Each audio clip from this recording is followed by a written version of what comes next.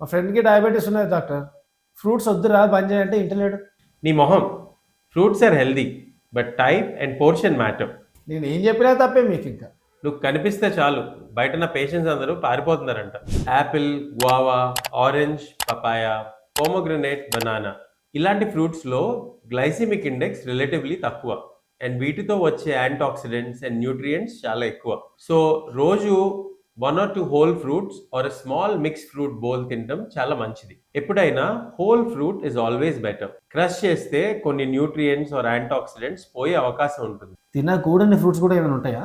Of course, king of fruits and మనందరి favourite mangoes. అవి తినద్దని చెప్పను, కానీ దొరికినాయి కదా అని రోజుకి ఒక 10 లాగిచ్చేస్తే మాత్రం కష్టం. ఎస్పెషలీ డయాబెటిక్ పేషెంట్స్ కొంచెం జాగ్రత్తగా ఉండాలి. ఇది పక్కన పెడితే chronical ill patients or diabetic patients కూడా in moderate portions fruits daily తినచ్చు, ఏం పర్లేదు.